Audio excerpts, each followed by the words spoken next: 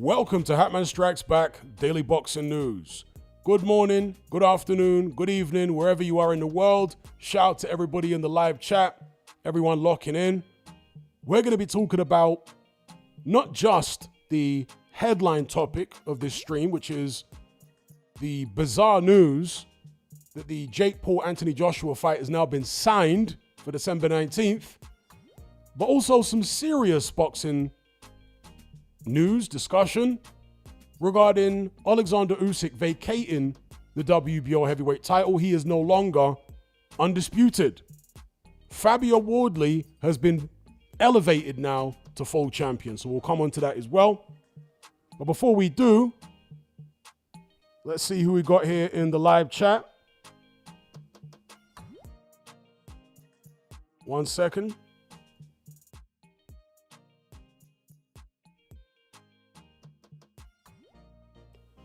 All right, we got Ruz B, big up, David Fisher, Stereo Boxing Broadcast, Atavistic Intellect, Mark Birdle, Declan McKenna, Nicholas GMS, Derek, we got Cranston, we got Alexander, Dals, Muhammad Ali, Manny, Granty, Joe, Shay, Incredible, Marco Dell, Ed, Hazorath, is that how you pronounce your name? Fee, Khabib, Linkage, Jake, Rick, Pell, him, Sean Baker, Shogun Boxing.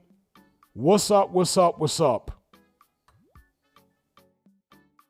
Someone's asking, is Anthony Joshua's Irish grandma here? Yeah, there is somebody who goes by that username. I'm not sure if he's about. So big up everyone joining the live chat. We'll get straight to it. All right? And if everyone could do me the courtesy of hitting that like button, we've got 140 concurrent viewers, only 28 likes.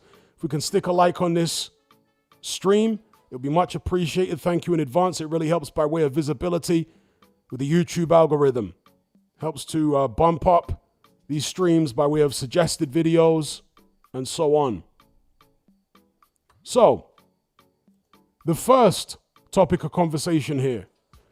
Alexander Usyk has relinquished the WBO heavyweight title after being told to defend against Fabio Wardley. This is via Sky Sports, but it's being reported by various outlets. Alexander Usyk has relinquished the WBO heavyweight title after being ordered to face Fabio Wardley, unbeaten Brit. Wardley has been crowned as the new WBO champion. Usyk was told by the WBO that he must face Joseph Parker versus Wardley winner in September. So, my reaction to this news is mixed emotions. First and foremost, Fabio Wardley deserves either his shot at Usyk or to be elevated to full champion if Usyk won't fight him. I was hoping that Usyk would fight him, and I was somewhat hopeful because Joseph Parker long earned his shot at Usyk. Since Fabio Wardley beat him, then he takes Joseph Parker's spot. He was the most deserving, other than Ajit Kabayel, of the contenders out there as far as earning their shot. So I was hoping that it would happen for that reason. But also, because of all this talk of Luke Partridge getting a trilogy match with Usyk, if Usyk was going to fight Wardley instead, then it would kind of push a potential Partridge trilogy match into the distance. Whereas with this move here, it keeps a Partridge trilogy match more realistic maybe in Partridge's mind and perhaps more realistic in reality. That's a big concern for me. So again, I don't have an issue at all with Usyk relinquishing or Usyk being stripped because Wardley deserves his shot. It's just what happens next.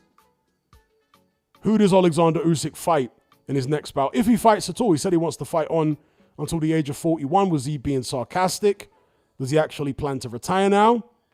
Or are there plans afoot behind the scenes for Usyk to face one of the leading contenders? Remember, We were told that there were negotiations going on. In fact, Usyk's team said there were negotiations going on behind the scenes to fight somebody. And the boxing journals were saying that it was the winner of Wardley versus Parker. What's changed? Is it Ajit Kabayel instead? Or is it, as I say, conversations behind the scenes maybe to get the winner of, let's say, AJ Luke Partridge? And Turki Al-Sheikh kind of alluded to an AJ Luke Partridge fight happening in September next year. If you guys noticed that the Eubank Conor Ben rematch when he spoke. So that's my concern here. Again, no issue with Fabio Wardley being elevated, and he has been elevated here. You can see on Frank Warren's social media.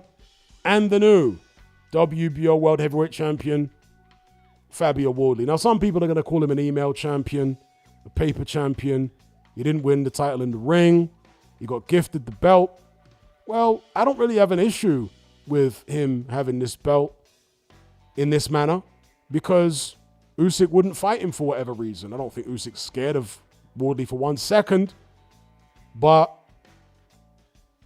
I'm assuming he's got other plans and there are other people he's looking at fighting maybe. And so Wardley earned his position. He beat Joseph Parker. So why not elevate him to full WBO champion? I see him as obviously not the number one heavyweight in the division, but still legit.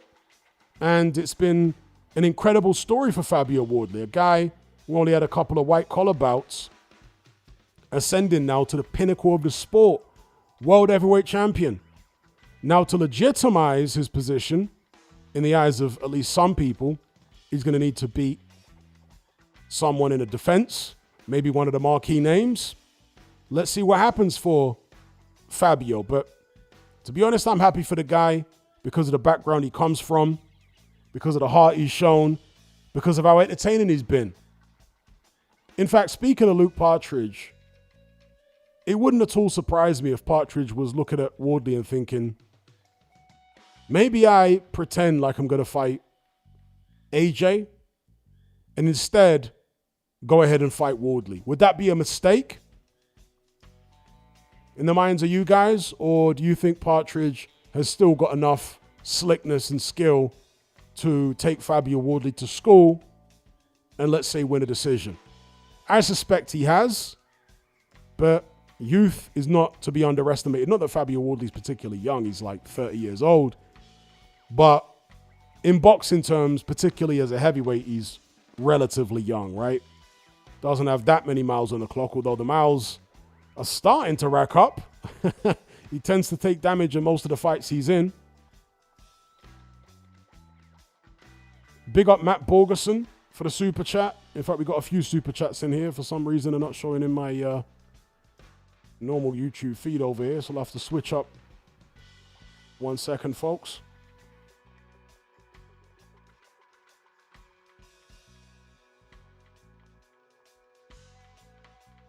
So big up Mr. Luca for the super chat. He says, Usyk has went down shameful way to end. Big up Mr. Luca. I need to see what Usyk's next move is before I come to that conclusion. Shout out to Kayvon Green. He says, I'm intimately scared for Paul's health. I'll come on to that. I'm not particularly concerned about Paul's health, and I'll explain why in a moment. Atavistic Intellect, big up for the super chat. He says, I was watching the 1996 film called A Time to Kill, and I couldn't believe my eyes when I saw Bomac as an extra. Swear down. Oh, for real? I haven't seen Bomac in A Time to Kill. I'll have to go check that out. Big up Matt Borgerson for the super chat. He says, Wardley should take 6 months off. Took serious damage against Joseph Parker. Big up Matt Borgerson for the super chat. So, yeah, those are my concerns regarding Usyk's next move.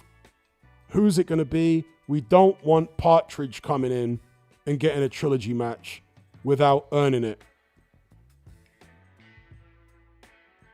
Mr. Lucas says, nah, Usyk is just a ducker, just like the rest of them. I wouldn't be so quick to say that personally. So, for example, if Usyk fights Caballel, or if Usyk retires, could you call him a ducker if he retires now rather than going ahead with this fight? Or if Usyk, maybe he's got an injury and he actually fights Wardley to become undisputed for the third time at heavyweight, would you call him a ducker then? Or if he fights Caballel instead, would you call him a ducker? Because Caballel is seen as at least as deserving as Wardley, right? So personally, I wouldn't be so hasty to write off all of Usyk's exemplary behavior and achievements because of this one move.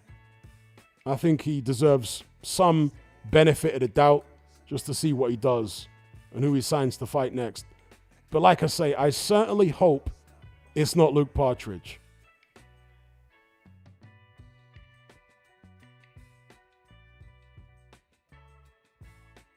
And I wouldn't like, Wardley deserves the fight with Usyk, but it would be very, very gimmicky indeed for Usyk to go ahead and fight Wardley, let's say next year, for 3 times undisputed. You know what I mean? That would be a bit of a farce.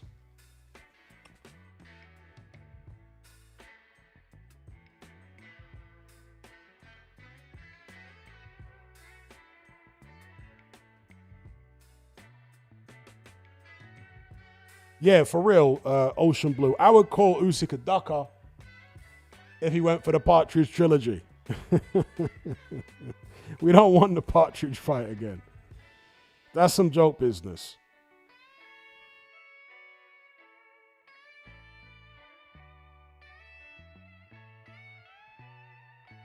Big up everyone joining the chat. We will get onto the main topic of conversation in just a second, because there's a lot to talk about with this Anthony Joshua Jake Paul fight. I got a lot of thoughts on it. Just scrolling through some of the comments regarding Usyk and Fabio Wardley being elevated. Now, here's a question for you guys. If Fabio Wardley, even though Usyk's vacated the WBO belt, assuming he doesn't try and fight Wardley for 3 times undisputed next, who would you like to see Wardley in with for his first defense of the WBO title? Daniel Dubois, maybe? Bear in mind, that's another Frank Warren heavyweight. Moses Itauma. Could they make that fight despite the fact they're both in the Ben Davison camp? Because Frank Warren says he wants Itauma to fight for a heavyweight title by the end of next year. Mr. Lucas says, if I'm Dubois, I'm all over that. Some people are mentioning Hrgovic, Derek Chisora. Big up Mr. Classic Metal. He says, at this point, I don't care what Usyk does. He's done plenty already, as long as he does not fight Luke Partridge. Yeah.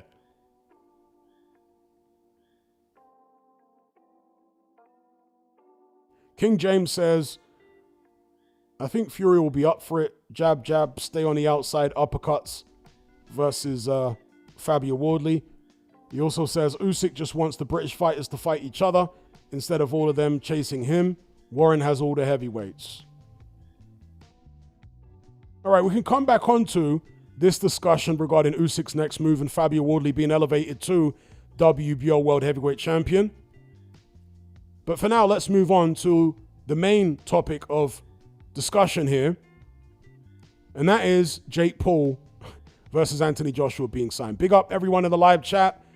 384 concurrent viewers. If you could all stick a like on this stream, it will be much appreciated. It really helps by way of the YouTube algorithm. I like to try and keep the concurrent viewers to likes ratio at about 50%. We're well below that right now. If we can get the likes up to like close to 200, much appreciated. It only takes a split second. Big up Liam Goff, aka G-Man, in the chat. He says, yeah, if Usyk fights Partridge, I cannot excuse that.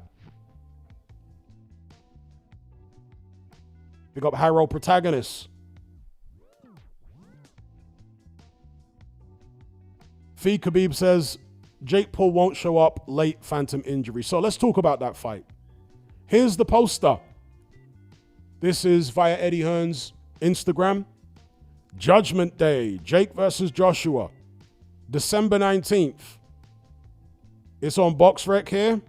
It's an 8-rounder, 10-ounce gloves. It's not an exhibition. So I've got some talking points regarding this fight, okay? A lot of talking points. First of all, will this fight even go ahead? Jake Paul, first and foremost, before he's a boxer, he is an influencer. And I do not put anything past this guy as far as the lengths he might go to chase clout. I mean, he went from apparently signing to fight a 5'4" lightweight in Gervonta Davis to switching to fighting Anthony Joshua, who's a 6'6", 250-pound heavyweight. Does that even sound like a realistic move? His sparring partners would have been little short guys, right? Preparing for the speed and maneuverability of a Gervonta Davis, the southpaw stance. And now, at relatively short notice, he's going to switch everything up. He's got just over a month, right? To switch everything up and prepare for Anthony Joshua. Because there are people thinking, well, AJ hasn't been in camp to the extent that Jake Paul has for this fight, so it's a big adjustment for AJ. Well, it's an even bigger adjustment for Jake Paul. He doesn't have the experience of Anthony Joshua, right? And like I say, there's no way that AJ was preparing for somebody the size of Tank Davis. So it's not going to be as big an adjustment for AJ in terms of his training setup as it will be for Jake Paul. So will this fight even go ahead, or is it just a monumental clout chase? Jake Paul is known throughout his entire YouTube career for doing audacious things. So I wouldn't put it past him, as somebody alluded to it there in the comments, of actually just using this as a big clout chase and pulling out. But at the same time, I'm not dismissing the possibility that it will go ahead. I'm just saying anything is possible when you got a character like Jake Paul involved. Assuming the fight does go ahead, as I say, it'll be 8 rounds, 10-ounce gloves. It's on BoxRec. It's apparently going to be screened on Netflix. They have paid, according to reports, DAZN some type of fee for the privilege of having Anthony Joshua's services for that one night. Now, some people are thinking that this is going to be a fixed fight. I'll come on to the notion that all Jake Paul's fights, or at least some of them, have been fixed in the past, because some people are adamant that this is the case. But with regards to Anthony Joshua, he is not some washed up ex-champion from 10 years ago, right? I would say Anthony Joshua is relatively washed up, but I'm comparing him to the likes of Julio Cesar Chavez Jr., for example. AJ is not as washed up as Chavez Jr. And he's not a guy whose best days were at middleweight like Chavez Jr.'s were. He's also not an ex-MMA guy who's 40 years old like Anderson Silva or Ben Askren, etc., etc. He's also not a fellow YouTuber like, or not YouTuber, maybe influencer, however you want to describe him, like Tommy Fury. AJ does not fit the characteristics of a typical Jake Paul opponent at all. So if those were the guys who, people claim were getting paid not to win, right, to deliberately lose, you could see the motive for those types of guys. Those are guys who were not making multi-millions, at least not in recent years.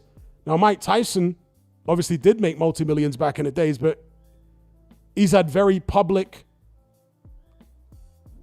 issues with money over the years. And Mike Tyson was damn near 60. Okay? I don't think, I'm 99.9% sure that the Jake Paul-Mike Tyson fight was fixed at all. I'll come on to that. But if we entertain that possibility, Anthony Joshua doesn't fit the mold of the previous Jake Paul opponents. Anthony Joshua is extremely rich. He's made loads of money Furthermore, he's always craved recognition and he's always strived for legacy.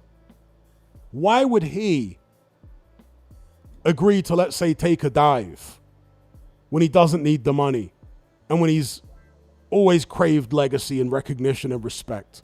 Why would he do that?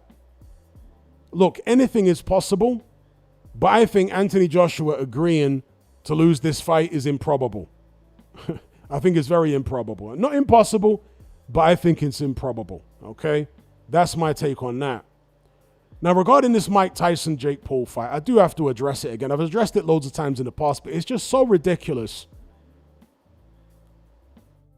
This video is now back up. For some reason, it was put on private for a while. It's now back up. It is the unedited open workout for Jake Paul versus Mike Tyson. I urge anyone who was bamboozled into thinking that the Jake Paul-Mike Tyson fight was fixed to go and watch this open workout. And the reason I'm asking you to do this is because the people who thought that the Jake Paul-Mike Tyson fight was fixed are those who are bamboozled by edited clips of Mike Tyson training where they took 2 or 3 seconds of him throwing a combination and then spliced it together with other tiny little segments of him throwing combinations. And it then gives the illusion that Mike Tyson can throw these combinations and move fast and move explosively in an actual fight consistently. Extremely gullible people fell for that. Sensible people would have watched the shoulder programming on Netflix in the run-up to that Mike Tyson-Jake Paul fight and would have instantly recognized that Mike Tyson looked terrible in the training footage they showed on Netflix in the shoulder programming. Terrible like you would expect a damn near 60-year-old ex-fighter riddled with injuries who's been bunning ganja and who's had all sorts of long-term chronic injuries due to his boxing career, accidents he's been in, motorcycle accidents, all this other stuff. He looked as terrible as you would expect somebody in that position to look if you watch the Netflix shoulder programming, and especially if you watch the open workout for Mike Tyson versus Jake Paul. Because when Mike Tyson was in the ring, he looked janky as hell. Knock-kneed, taking a very long time in between combinations to throw more shots. The trainer would put his hands up and Mike Tyson would literally wait 2 or 3 seconds before throwing a shot. I mean, it was so bad. You're not going to go from that to being a rip-roaring, tear-away, dynamic force in the ring from one day to the next. It doesn't work like that, okay? The 2-minute rounds in the Mike Tyson-Jake Paul fight were not to protect Jake Paul, they were to protect Mike Tyson. The 14-ounce gloves or whatever it was, or 12 or 14-ounce gloves, were not to protect Jake Paul, they were to protect Mike Tyson. Understand that. Now, some people were saying, oh, Mike Tyson was hesitating in the ring, and that shows that he almost knocked Jake Paul out, but then he remembered not to because he didn't want to mess up the bag. No, folks. There's something called not being able to pull the trigger when you get old. Yeah? You can see an opening for a punch. You almost go for it, but you know it's not going to land because your opponent's too quick. And so you hold the punch back because you don't want to get countered. It's kind of like if ever you've been, let's say, early on after your driving test and you're still not that confident, or maybe when you're learning, maybe when you're doing driving lessons, you come to a really busy roundabout and you nearly pull out, but then you don't. Are you nearly pulling out into the roundabout because you're being paid not to? No, you're doing it because you think you can make it, but then at the last second you think, oh no, I've misjudged it. If I pull out now, a car's going to hit me. That is what was going on in the Mike Tyson-Jake Paul fight. Not Mike Tyson, oh no, don't want to mess up the bag by knocking Jake Paul. What a ridiculous narrative. Okay? And then another ridiculous thing people were saying is, oh, Mike Tyson was biting his glove in the Jake Paul fight. What was that all about? Oh, that must be something to do with the fight being fixed. Here is Mike Tyson when he fought Kevin McBride 20 years ago, over 20 years ago. Notice what he's doing in the Kevin McBride fight. He's biting his glove. It's nothing new for Mike Tyson to bite his damn glove. He did it in the McBride fight. He did it in the Lennox Lewis fight. He did it in many other fights in his career. Teddy Atlas said, and obviously Teddy Atlas trained Mike Tyson in the amateurs, he used to do it in the amateurs as well.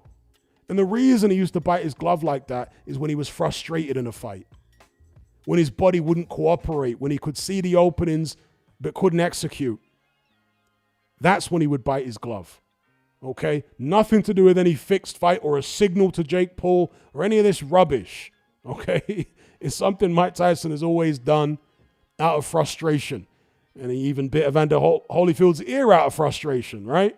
Mike Tyson's a biter. So hopefully we can put that to bed, but there's always going to be some people totally convinced that it was a fit. I mean, come on, man. It was no fixed fight. It was what you should have expected from a 60-year-old man. But here's the rub. Jake Paul was in there with a 60-year-old man who couldn't do anything, who had no legs, who had no stamina, who had no work rate, who had no fluidity, who had no flexibility. A geriatric. And Jake Paul was still wary of him for the whole fight. If you're wary of a 60-year-old Mike Tyson who moves around the ring like an old man, then what's he going to be like in there against Anthony Joshua, folks? What's he going to be like? So, before I saw the interviews with the guys I'm about to show you, I'm not going to show you the interviews, but the thumbnails, right? Shout out to everyone in the live chat. Or come on to your super chats, your questions and comments in just a moment. I just want to finish my train of thought here. But before I watched the following interviews with Shane McGuigan, Russ Anbar, Duke McKenzie, and Tommy Fury, you guys already know that I was saying that this Anthony Joshua-Jake Paul fight is an absolute mismatch. A gross mismatch, a farce. These guys are saying the exact same thing. And these are not people who are connected to the Anthony Joshua camp. Shane McGuigan says that it's totally one-sided. Even though AJ's over the hill, he's still got way too much for Jake Paul. Russ Anbar is a cornerman for Alexander Usyk and the proprietor of Rival Boxing Equipment. He said it's a joke. Complete mismatch. Duke McKenzie, whose prediction record is excellent, particularly when it comes to heavyweights, he also says it's an easy fight for Anthony Joshua for a load of money. Why wouldn't he take it? He was only going to fight a journeyman in an 8-rounder for his next bout anyway. This is the equivalent of that, but he gets paid tens of millions. No brainer. And then Tommy Fury, who actually fought Jake Paul, the only guy to beat him so far as a pro, he said the only way that AJ loses this fight is if he's paid to take a dive. To paraphrase Tommy Fury, he said, words to the effect of, if I can beat Jake Paul, just imagine what Anthony Joshua would do to him. Right? So I concur with all of them, and I was saying it before I even watched these interviews. This is a total farce, a mismatch. It's a walk in the park for Anthony Joshua. Folks, Jake Paul in the ring was scared of a geriatric Mike Tyson. Anthony Joshua, I can assure you, is way better than a geriatric Mike Tyson, but such is the delusion of Mike Tyson fanboys. They probably think Mike Tyson could beat Anthony Joshua now, even though he lost to Kevin McBride, who's far worse than Anthony Joshua's ever been 20 years ago. He was stopped by Kevin McBride 20 years ago, but I can assure you there are Mike Tyson fanboys who think that the 60-year-old Mike Tyson now could beat Anthony Joshua. That's how delusional they are, all right? But no, Jake Paul, terrified of a 60-year-old Mike Tyson. A short, 5'10", 60-year-old Mike Tyson. What's he going to be like with a 6'6" Anthony Joshua in there, who's still got some speed and reflexes and punching power and all that kind of thing? I mean, where are we going with this? What are we doing here? Furthermore, Jake Paul's last fight was against totally washed up Julio Cesar Chavez Jr., whose best years were at middleweight. Julio Cesar Chavez Jr. years ago was stopped by Andre Fonfara. Does anyone here think that Andre Fonfara was a great fighter? He was okay. He wasn't a great... He stopped Chavez Jr. close to his prime, whenever that was, 10 years ago or something. Jake Paul, who's naturally much bigger than Fonfara, he couldn't put a dent in Chavez Jr., a washed-up version of Chavez Jr. Are we getting the picture now? This Jake Paul, who's going to land his big shot on AJ and knock him out, and he's got a real chance, he couldn't stop Chavez Jr. Chavez Jr. lost to Anderson Silva. That shows you how washed up Chavez Jr. is. Lost to Anderson Silva, an MMA fighter who was also in his 40s, I think. If you're not stopping Chavez Jr., who's been stopped several times, and whose best years were at middleweight, what, he's going to stop Anthony Joshua? Remarkable. Look, anything is technically possible, but if we're talking about probability, that is extremely improbable. All right? Extremely improbable. But here's the thing.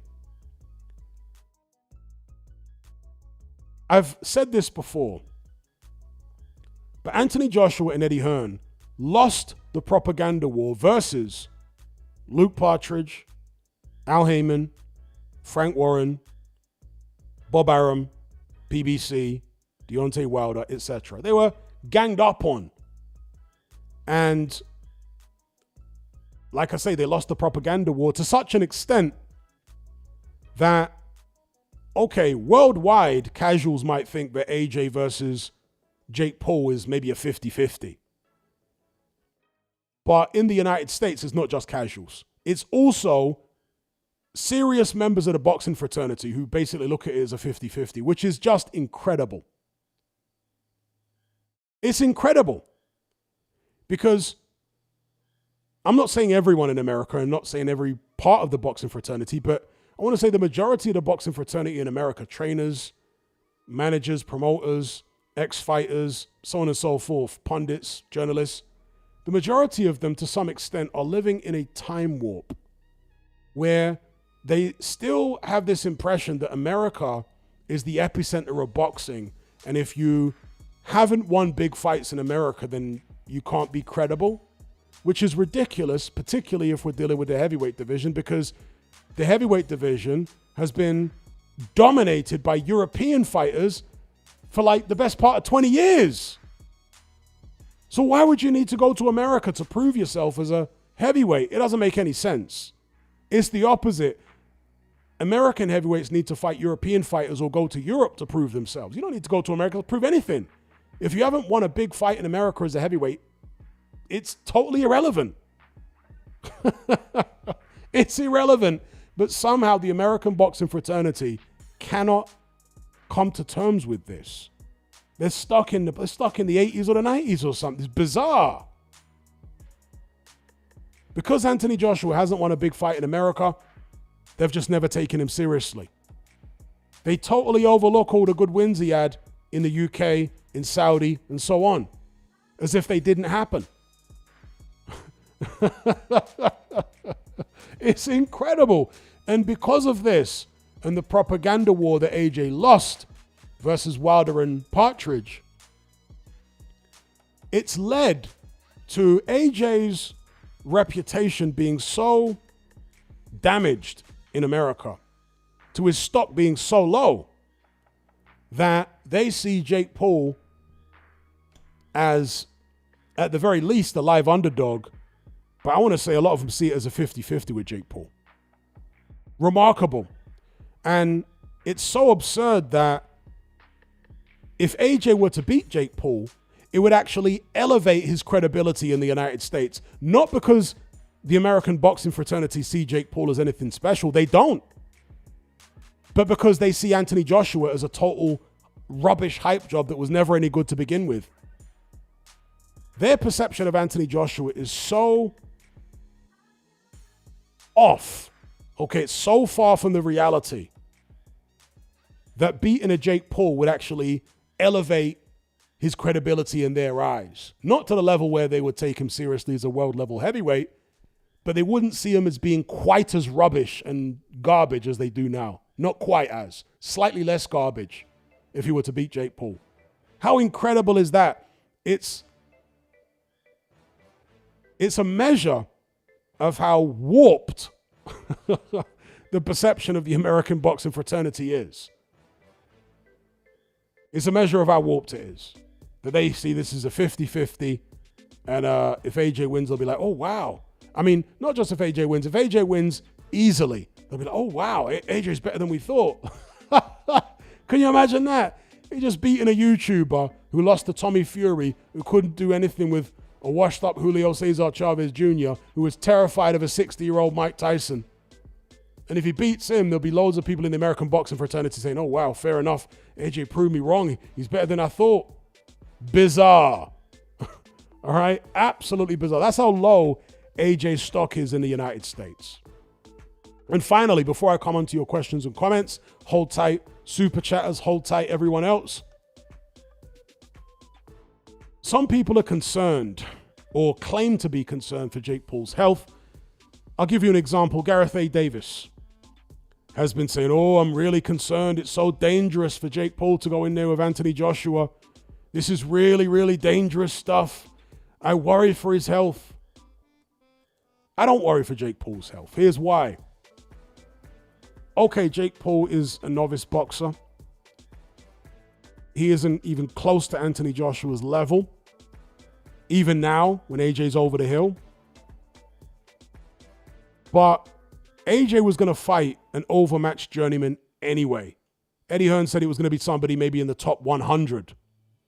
Okay? An overmatched journeyman in an 8-rounder on the Inouye undercard. That guy, I don't think, would have been at any less risk of serious injury than Jake Paul. Jake Paul's a young man. He's a novice, but he's had 13 fights or whatever it is. He's sparred and whatnot. He knows how it feels to get punched in the head. There are going to be provisions. There's going to be a doctor, a ref, his team. I don't think anyone's going to allow him to take the type of punishment which would normally result in serious injury. So, look, there are no guarantees that he couldn't get seriously injured, but I don't think a young, healthy guy like this who has taken punches before is at any greater risk than most of the journeymen who get put in fights against prospects or ex-champions or whatever the case may be, week in, week out, the world over. But you don't see the Gareth A. Davises of the world expressing any fear for their safety, right? So I think some of this, from the likes of Gareth A. Davis at least, is kind of fake outrage, you know? Fake concern. I don't think Jake Paul is in any more danger than the hapless journeyman that AJ was going to fight would have been. So, yeah, I'm not particularly worried. Do I expect Jake Paul to be totally washed in the fight? Yes. I think that the best case scenario for Jake Paul is he runs around the ring like Usain Bolt for a couple of rounds, and AJ is just looking to carry him a little bit for maybe 2 or 3 rounds, 3 or 4 rounds, isn't really pressing the action that much. And then when he steps it up, Jake Paul maybe gets stopped in 4 or 5, right? Something like that. Best case scenario for Jake Paul. If Anthony Joshua decides to go out there and be assertive like he was against Otto Wallin, the fight's going to be over quick. Okay? Jake Paul's going to get hit with a right hand to the chest, to the body. He'll probably go down from that. So it all depends on how Anthony Joshua wants to approach it. Bear in mind, he wanted to run out against the journeyman to shake off the cobwebs, you know? Would he have come out all guns blazing against the journeyman, or would he just have eased his way into it, picked his shots, you know? So it all depends on how Anthony Joshua wants to go about it. Jake Paul doesn't have the know-how to get out of the way of AJ's shots, to nullify his jab. Jake Paul has very obvious defensive moves where he'll telegraph his defensive moves and he'll telegraph his offensive moves. A guy as experienced as Anthony Joshua, even though he's over the hill, he's going to see that stuff coming a mile off. He's got the height and reach. He's going to stick his jab out there. He's going to hit Jake Paul with straight right hands to the body. What, is Jake Paul going to turn into some super counter puncher overnight? The guy that couldn't stop Chavez Jr. He's going to go in. Chavez Jr. is more washed than AJ is. He's older than AJ. He's been stopped, Chavez Jr., before. At lighter weights, Jake Paul couldn't put a dent in him, but he's going to go out there and chin AJ. Okay. This fight is so stupid. It's so bizarre, but it's being fueled by casuals and a warped perception in the American boxing fraternity. That's what's going to cause this fight to be a massive commercial success. Casuals and the warped mentality in the American boxing fraternity. Yeah? Because this is a gross mismatch. Now, as far as people attacking AJ for taking the fight, I've got no issue with him taking the fight. I'll tell you for why. Because I think he should retire since he's made all the money he could possibly ever need and he's finished at world level, in my opinion. Why continue? Right? But if he insists on continuing, it's not like he's a champion. So what obligations does he have to fight anybody good? As far as I'm concerned, he has none. He's not a world champion. If he wants to take a joke fight against Jake Paul, okay, whatever. Yeah, he was only going to fight a journeyman anyway in an 8-rounder in this little comeback. So this is the equivalent of that, but he gets paid 50 or 60 million. Something in that ballpark, according to reports, rather than the 1 million he would have got fighting the unknown journeyman on the Inouye undercard. Because Eddie Hearn kind of indicated that's what AJ would have been willing to accept if he'd fought an unknown journeyman on that undercard, about 1 million, which is an enormous pay cut, but he was willing to do it just to get out and shake the rust. So anyway, I've said what I needed to say. I'll turn this over to the live chat. Come on to your super chats. First and foremost, big up Adam Folks. He says, big up Hatman, 5 fights you would make between 5 of today's heavyweights and 5 heavyweights from the past. You can only use the same fighters once. Let me see if I can do that real quick. Partridge versus AJ. Usyk versus Caballero. Wardley versus Dubois. Hrgovic versus Atalma. And who else am I going to pick here? Jalalov versus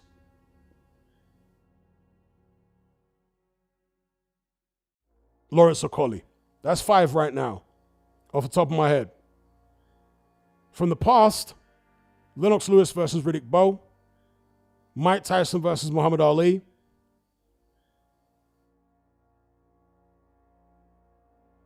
Sonny Liston versus Joe Frazier. George Foreman versus Larry Holmes. Evander Holyfield versus Ika Beabuchi. There you go. Big up Adam Fulks for the super chat. Big up Matt Borgerson for the super chat. He says, I reckon he fights him. Jake's stock would rise.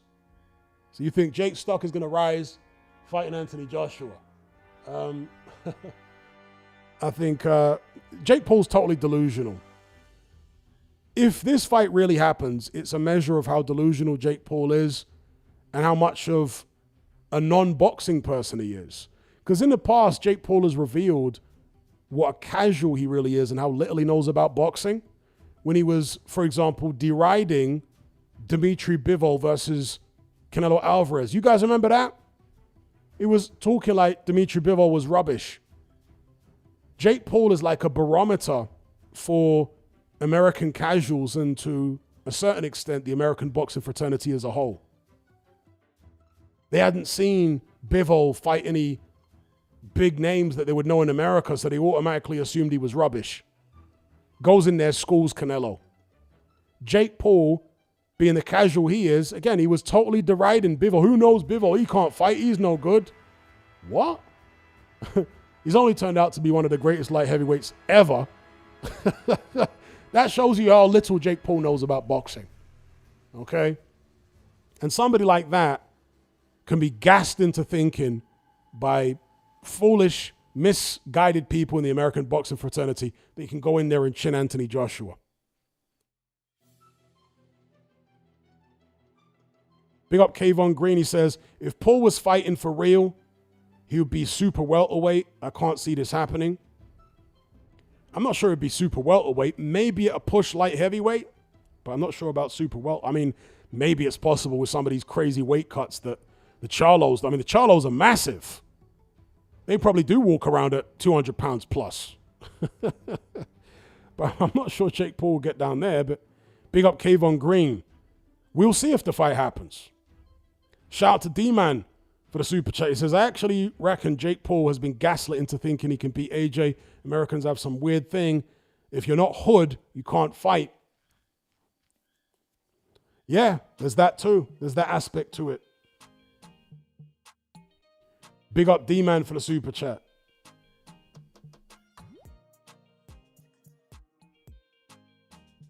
Just have to refresh my page here. 1 second, people.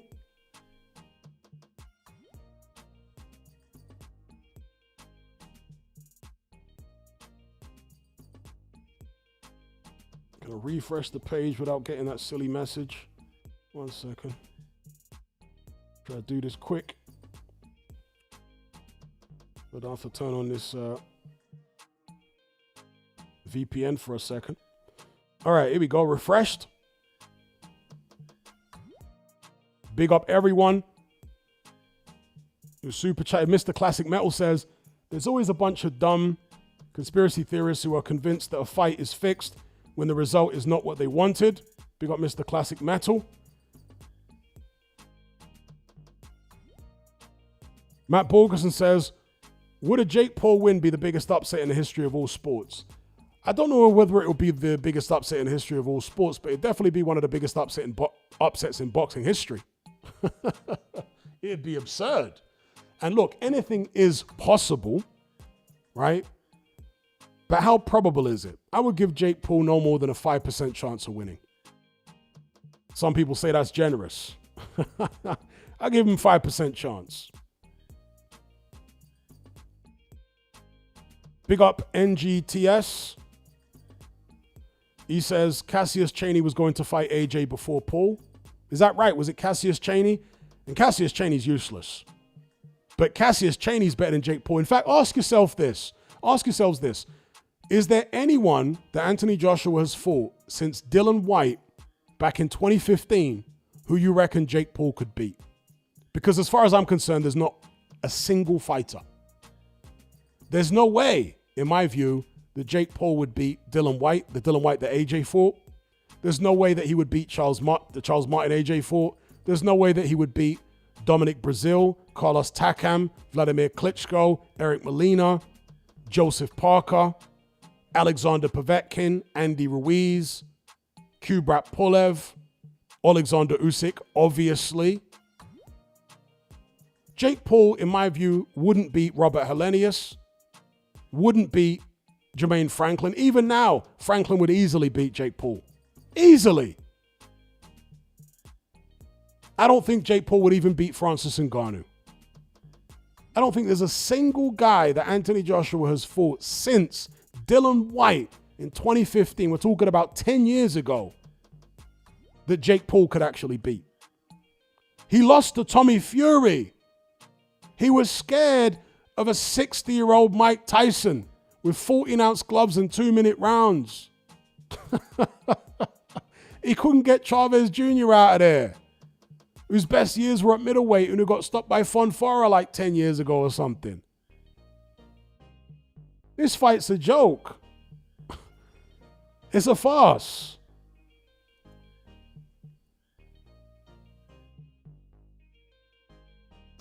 We got Matt Borgerson. He says, undercard could be amazing. Doubtful, though. It's probably going to be filled with female fights. That's what Jake Paul tends to have. Actually, Jake Paul tends to have decent undercards. Usually there's some Mexican fighters on there, and then there's the female fighters on there. Big up Atavistic Intellect. He says, I saw Gareth A. Davis in Nicosia, Cyprus 2 weeks ago. Oh, for real? Did you say anything to him? Big up Matt Borgerson. He says, Gareth A. Davis smells like old cologne and leather. Breath probably stinks too. Why are we talking about this man? He always lies on his show. To be honest, I don't mind Gareth A. Davis in small doses. I don't mind him. It's when he starts doing all the fanboy stuff for Partridge. That's when I really had to get at him.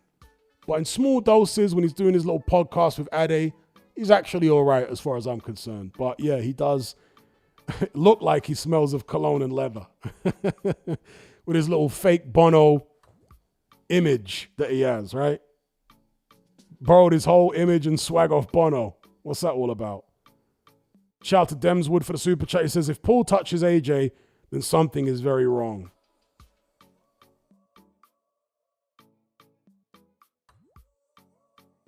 We got Mr. Luker. He says, did Eubank show heart? Did he defend his name? And big up NGTS. He says, never mind the fact he couldn't stop Nate. Indeed, Jake Paul couldn't stop Nate Diaz. Did Eubank show heart? So I'm moving on to, we can talk more about the Eubank Ben thing. I would say Eubank showed heart because he was a dead man walking in there. He knew he had nothing from the opening bell. He was bone dry. Like he went the whole fight and didn't break a sweat because he was so drained. So to even get in the ring in that condition takes heart. Was he willing to get knocked out to try and win? Well, he already had a win over Ben, and he already showed loads of heart in the first fight. He was a dead man walking in the second fight. He could legitimately have been concerned about his health. He fought like a man who knew he wouldn't be able to hold a shot because he was so shot-worn and drained. You know, there's an old saying, fatigue makes cowards of us all. Evander Holyfield was known for being a warrior, right? But late on in his career, he quit against a journeyman from the Bahamas called Sherman Williams. Refused to get off his stool. So there comes a time in a fighter's career, even when he's been extremely brave and all that kind of stuff, where he realizes he's just not physically capable of defending himself anymore. And to actually try and go ahead and start swinging in his own mind would almost certainly result in him getting knocked out. There's no power in his shots. Eubank Jr. knew he didn't have any power in his punches. Right? So if he really just holds his feet and starts swinging it out with Ben, I'm sure in his own mind he knew he was going to get knocked out. He knew his shots wouldn't have the desired effect. So I think he showed heart just getting in there, to be honest, in that kind of state. Because he was in a state.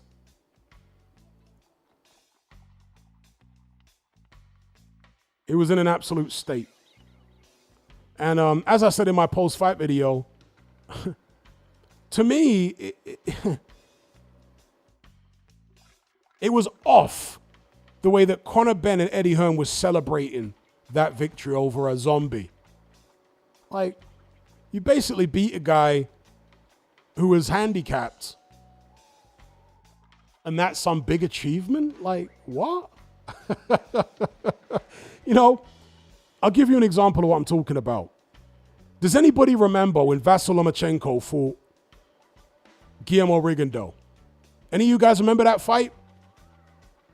Anyone in the chat? Remember when Lomachenko fought Rigondeaux? Just waiting to see if anyone remembers the fight.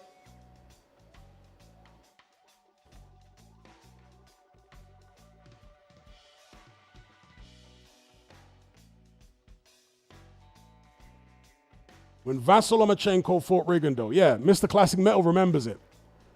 Do you guys remember the post-fight interview and what Lomachenko said? Lomachenko, after beating Rigondeaux, said, I don't want any credit. Words to the effect of, I don't want any credit for this win.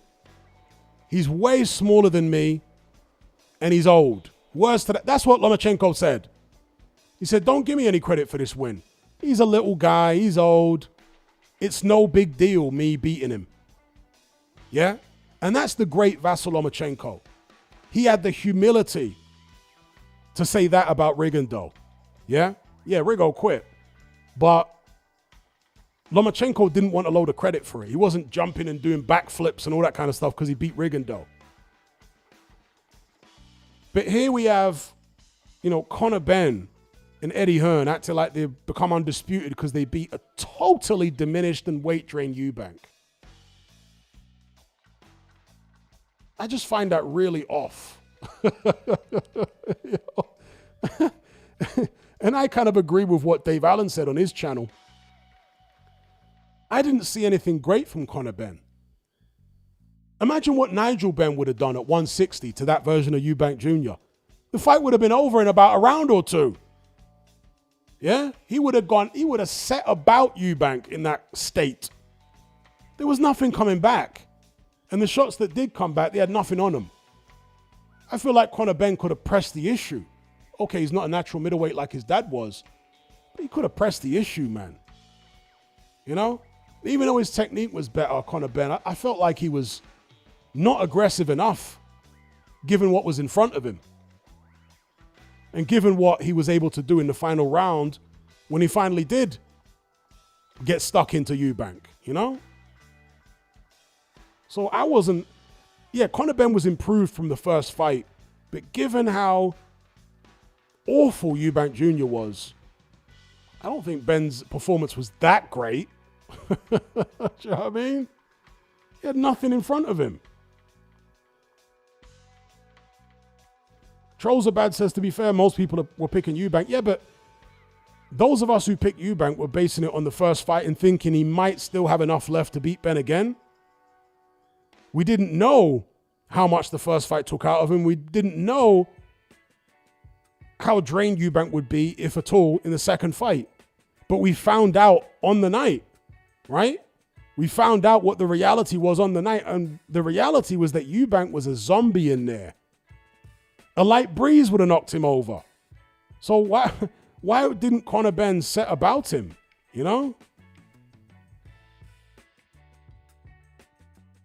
Big up NGTS, he says, is Barrios underrated? Could he beat Ben? I don't think Barrios is underrated personally. I think Barrios is awful.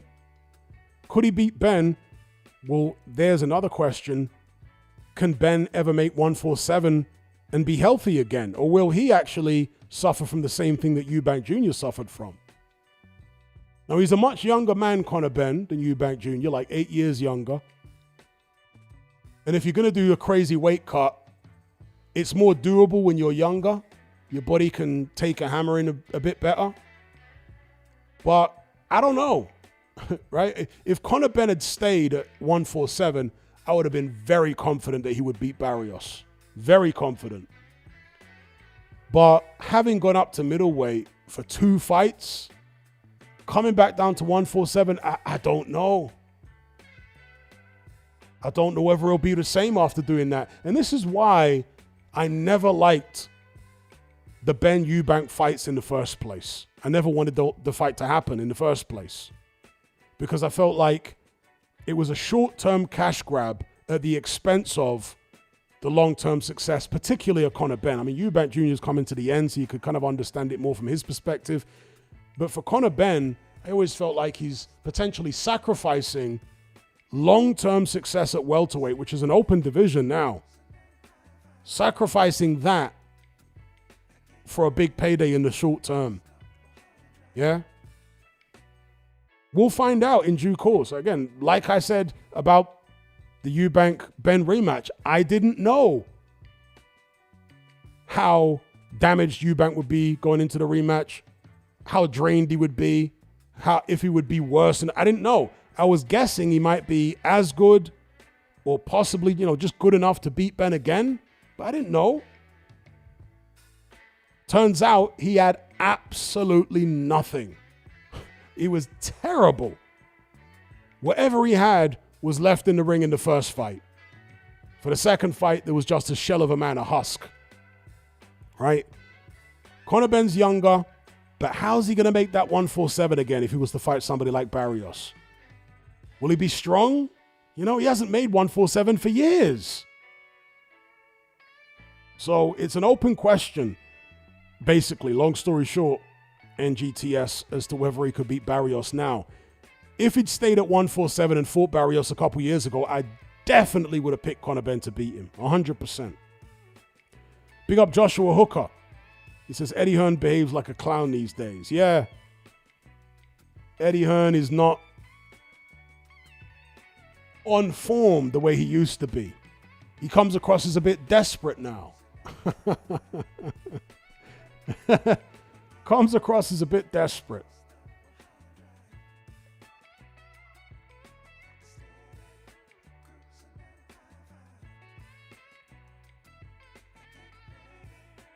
Let's switch up the visuals since we're talking about Conor Ben.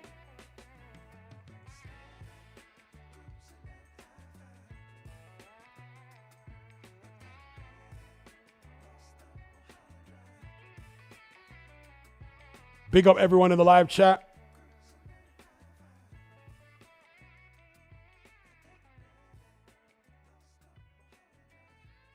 Trey Fraser says he just doesn't want to fight Boots and Ortiz at 154. And you see, that's where he may have shot himself in the foot. Because if he hadn't gone for the Eubank fight, he could have fought the likes of Barrios, Stanionis, and these guys at 147 when he was making the weight comfortably. He might have ruined it for himself at 147. And like you say, he doesn't fancy it at 154. What's he going to do? Stay at 160? Is he going to beat Aleem Kanuli? Adames? Maybe you could give it a go against Lara.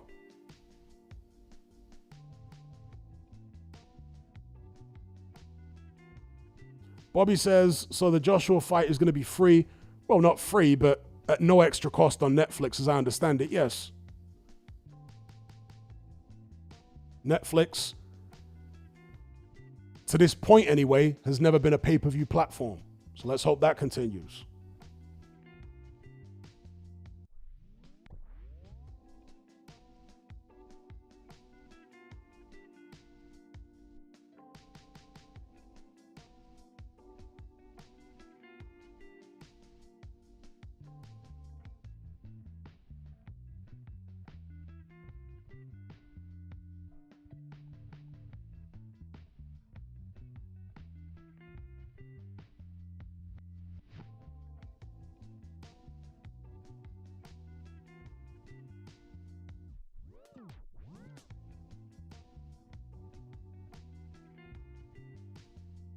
O'Neal says Ben versus Charlo at 154. See, if you take on a name like that at 154, you're going to stay at 154, right? There's going to be pressure for you to stay at 154. Big up NGTS, he says, Barrios is bad, but I think he'll give Ben a lot more trouble than people think. Rolly too.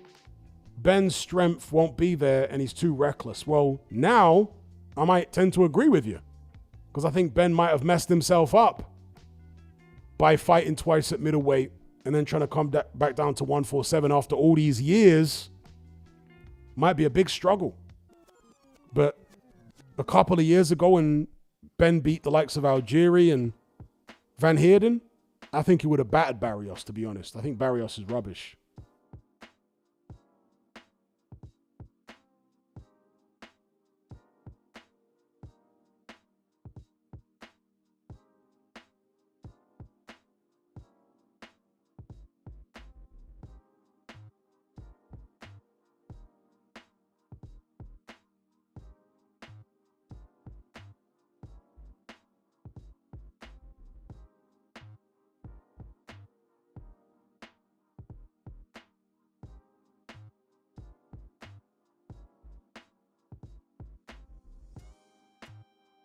C-Mac says, is welterweight the weakest there's been for decades? Yes.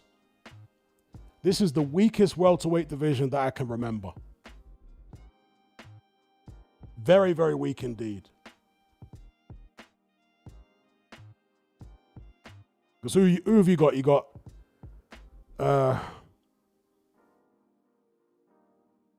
Barrios, Brian Norman.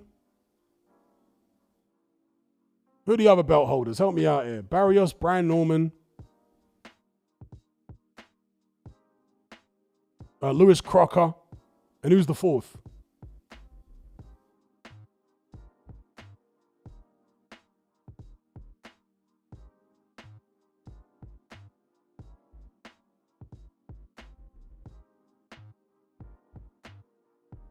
No, Murtaza Aliyev is at 154. Is Rolly Romero a belt holder at 147? Someone says Dev Haney. Is Dev Haney a belt holder? You sure? I don't think Dev Haney's a belt holder. He's about to fight a belt holder.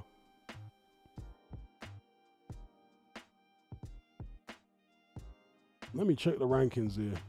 Have a look. Yeah, so it's Lewis Crocker. Yeah, Romero is. Bizarrely, the WBA champion at 147. So you got Crocker, Romero, Barrios, and Norman. That is the weakest welterweight division in living memory. Historically, welterweight has been very, very strong. And even when it's been in its weaker periods, they've at least had like one exceptional fighter. So in recent years, that would have been Terence Crawford, right? And Boots Ennis until he moved up. But now there are no exceptional fighters in terms of champions. Right? Brian Norman, Mario Barrios, Rolly Romero, and Lewis Crocker. That is the weakest lineup of champions in the welterweight division that I can ever remember. I'm not saying it's the weakest of all time. I'm saying it's the weakest that I can remember.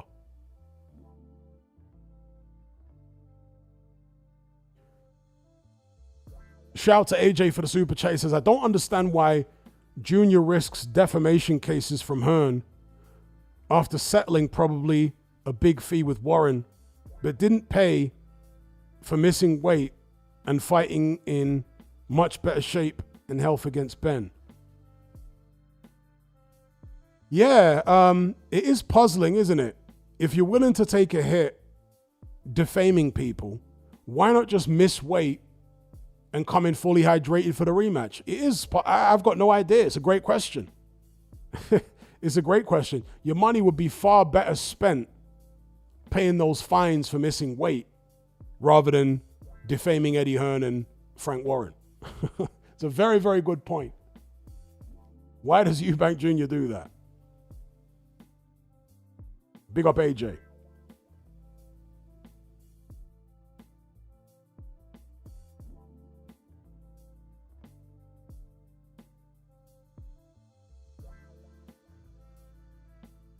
Mike says welterweight for me was always the evergreen division. Was always strong, but yeah, this lineup of champions is weak. Yeah, it really is.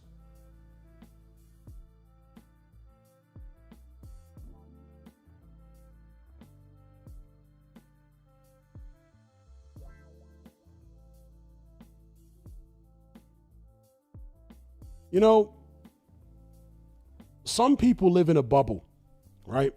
In a real bubble.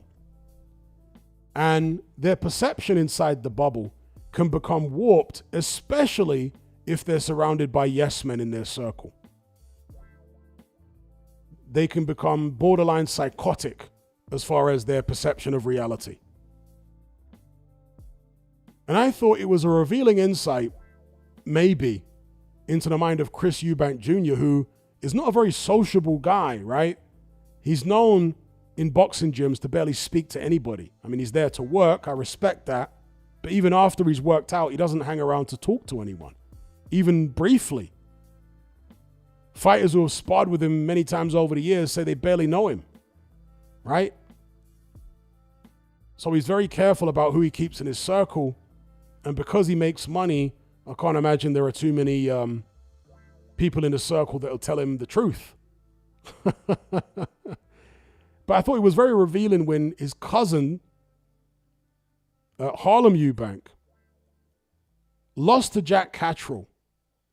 And he was coming out with all this stuff about how he was getting to Cattrall and he was on the brink of taking him out. I mean, Harlem Eubank looked terrified in there against Jack Cattrall. Terrified of being hit, totally outclassed. And he looked like he was on the way to being stopped. And he came out in a post-fight interview, oh yeah, I had him right where I wanted him. And so I was thinking, is that what the mindset is like even with Junior? If his cousin is like that, and his cousin I don't think is that sociable, maybe they've just got like a weird little cultish thing going on with Eubank Jr., the cousin Harlem, you know what I mean? And all that. Where they're all just deluded beyond your wildest imagination. And they just have a warped perception of things. I'm struggling to find another way to explain why Eubank Jr. keeps defaming people, being willing to take those financial hits. And as AJ said, not instead taking financial hits on missing weight for the rematch. Do you know what I mean? That would have been a more sensible hit to take.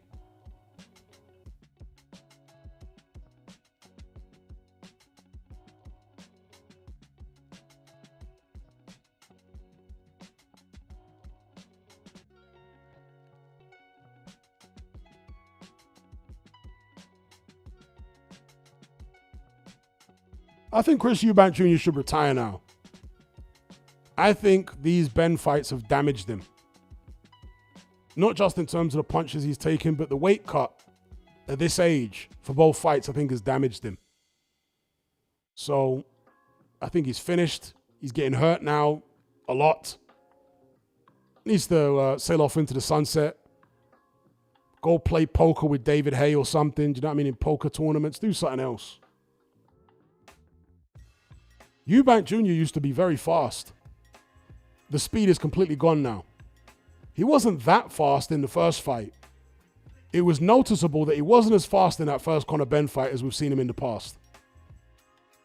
But he was slower still in the rematch. All that explosiveness and that athleticism he used to have, all gone. So I think he should just hang him up, call it a day.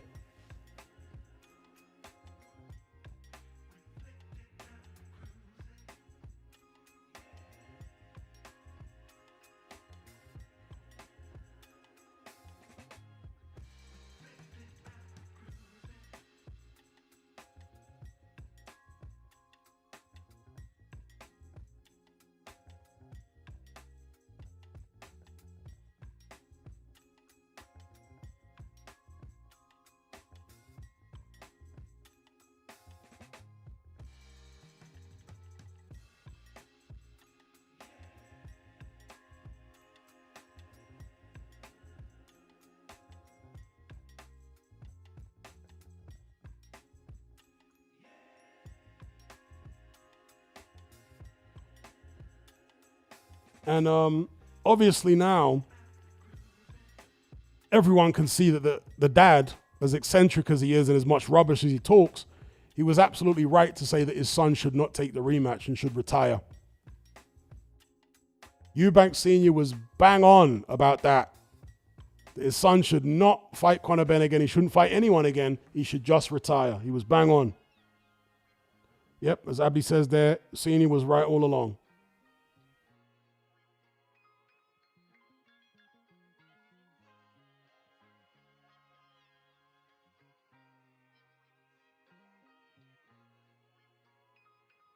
If Junior took a Canelo fight, I mean, that fight has no credibility. Would Canelo even want that fight at this stage? He'd probably be more likely to fight Conor Benn. And if that fight ever got made, even though Canelo's not what he used to be anymore, he still have far too much for Eubank, there would need to be an intervention. Like, not just from Senior, other members of Eubank's family would have to do an intervention to stop that happening, because he could get seriously hurt.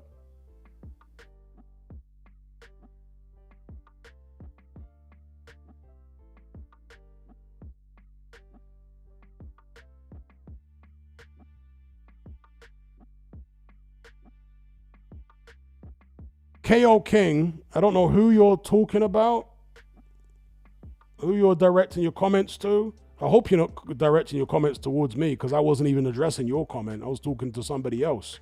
But I've told you this before, stop typing in caps.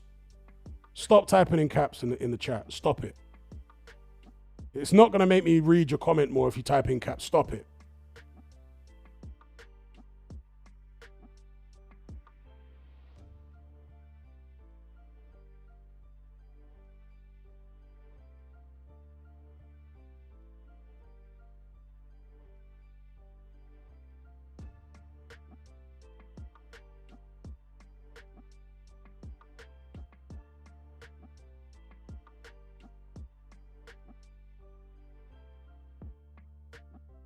Abdi says, Nigel Benn said he won't talk to him again. Did you see his interview after the fight? Eubank has wound him up again. I didn't see it, but I saw headlines.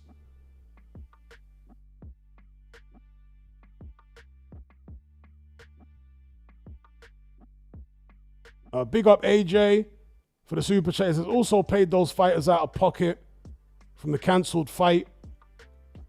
The egg fine and missing weight in the first fight, baffling how he went out. Yeah, I forgot about that. Yeah, he paid like 50 grand to the fighters who were out of pocket for the original date several years ago for the Conor Benn fight not happening. So he was willing to fork out for all that and fines and all this other stuff and being sued, but wasn't willing to pay fines for missing weight for the rematch and therefore come in hydrated and have a better chance of winning. Yeah, very, very strange. Very strange. AJ's made great points there. Great points.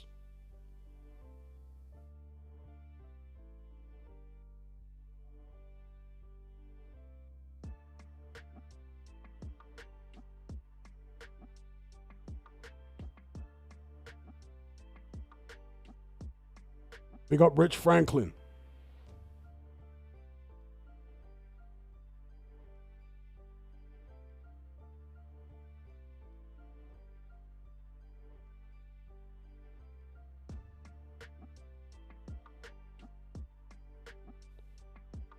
Activist Intellect says, Hatman, random question, but what do you think are the top 5 overrated cuisines? I have to put Spanish in there.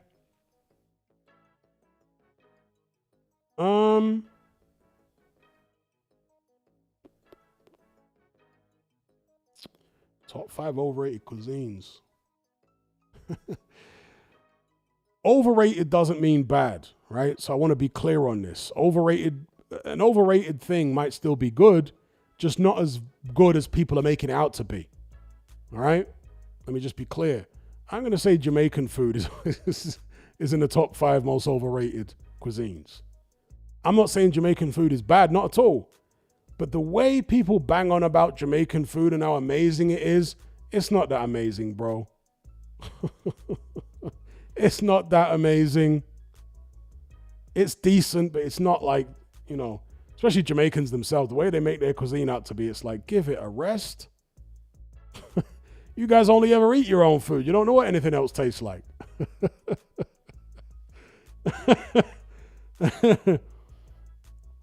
Shout out to AJ. He says, sorry to go on, but pay the fine, come in strong, beat Ben, and probably set up one more mega fight with Canelo. Such an awful gamble from him. Yeah, I completely agree with you. Baffling as to why he did that. And we'll find out soon enough, I guess. Whether Conor Benn also made a silly gamble by taking the Eubank Jr. fight in the first place. Right? Fighting twice at middleweight. Has that messed his career up? We'll see. But I've been on record from day one saying I never liked this fight. I was hoping the first fight wouldn't happen. I never liked it. I thought both guys should be on different trajectories, especially Conor Benn. Big up AJ for the super chat. Big up Jay Silver. He says, was watching that bold and bankrupt New India vlogs. That's one country I have no interest in visiting. Absolutely wild. Well, has he been showcasing some of the awful street food in India? Is that what he's been doing? Terrifying street food. And I love Indian food, by the way. But the street food videos that you see online, crazy. Horrifying. Big up Jay Silver. I'll check out those bold and bankrupt India videos. I think he might have started in India. I think I read that somewhere. When he first started off on YouTube, I think he might have started in India. Big up D-Man for the super chat. He says, Ethiopian and Lebanese food is highly underrated. I'm going to disagree about Lebanese food. I don't think Lebanese food's that great. In fact, I might even put Lebanese food in the overrated category.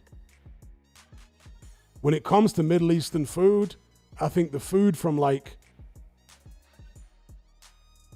the Gulf rather than Lebanon is much better. Qatar, Bahrain, UAE, I think their food's much better than Lebanese food. And I've tried both. And I lived in the Middle East for several years. I think the Gulf food is way better than Lebanese food.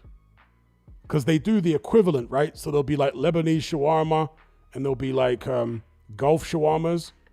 And for me, the Gulf shawarmas are way better. They also do like vine leaves, right? You know those vine leaves where they've got like rice inside? I don't like the Lebanese version of them vine leaves at all. I like the version that they do in the Gulf. Their version of vine leaves is better. The rice for me is better in the Gulf. So yeah, I don't know, man. For me, Lebanese food is not that great. Especially compared to their neighbors in that region, whose food I think is better. But hey, to each his own. We've all got different palate, right? Big up Mr. Classic Metal. He says, example of typical Jamaican dishes: jerk chicken, rice and peas, ackee and saltfish, stewed chicken, curry goat, oxtail, spicy shrimp, patties, manish water. What am I missing here? Rundown.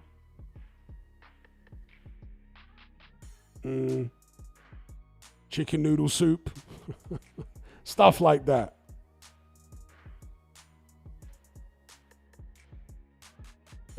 D-Man says, don't be eating food while watching Bold and Bankrupt in India. Yeah, I definitely won't. So I guess he has gone down the street food route then.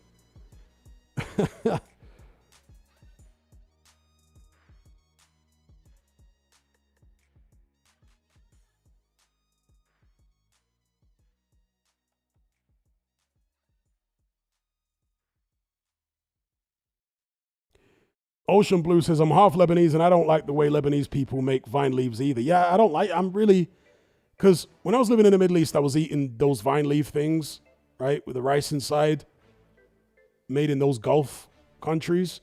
And I really got a taste for them. I really liked them.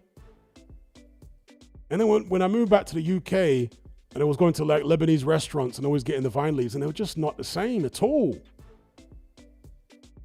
Now, some people are going to say, no, you need to actually go to Lebanon. You can't get food that's going to be anywhere near as good as that in a Lebanese restaurant in London or anywhere in the UK. But I've been to Lebanese restaurants in other countries, and again, the same thing. I'm just, I'm not saying their food is bad, but I think Turkish food is better than Lebanese food. For me, anyway.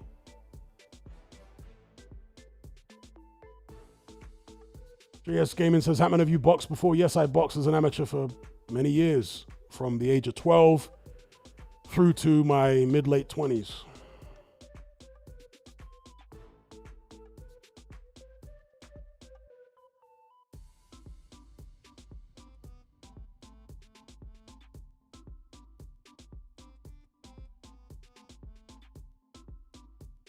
Rosewood says, Hatman, come on. No one in the US thinks that the US has the best heavyweights. Come on, man. I never said that anyone in the US thinks they have the best heavyweights. I never said that. I said that the general perception in the US still is that Unless you have won big fights in America, then you can't be taken seriously. I didn't say the US, that people in the US think they've got the best. I never said that. I just said that unless you've won big fights in America, you can't be taken seriously. That is still the general perception. It's like there are people out here, right? Never mind heavyweight. I think Sean Porter was one of them, saying to really prove himself, Inoue needs to fight and win big fights in the States. Why the hell would Inoue, undisputed, who's been dominating the lighter weights, need to prove himself by fighting in America? How does that even make sense? Because again, there's this whole thing where so much of the American boxing fraternity, their mindset is stuck in the 80s and 90s. They don't realize the world and boxing has moved on. No one needs to fight in America to prove themselves now. This is not the 1990s. Boxing in America is like a niche sport. No one needs to go there to prove themselves. Those days are long gone.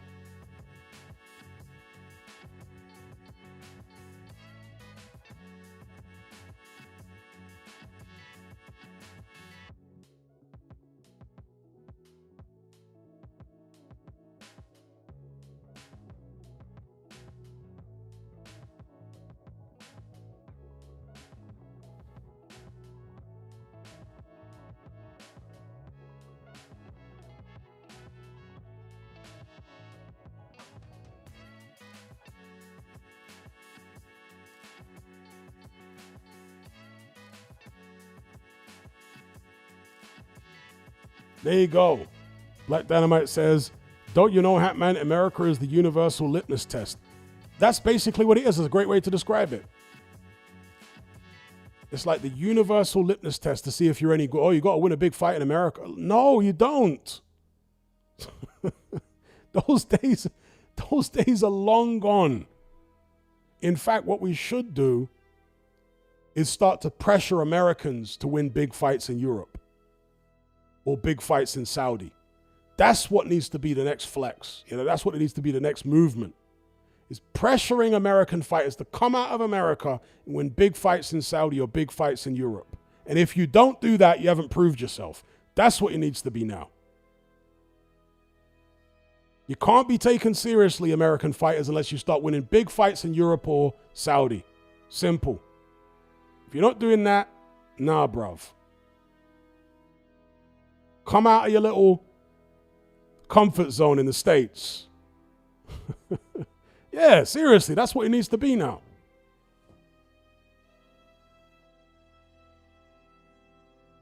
Prove yourself by winning big fights in Saudi or Europe.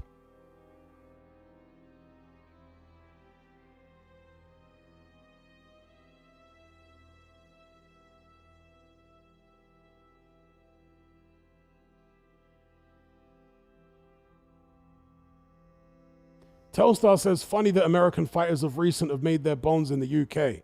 Who?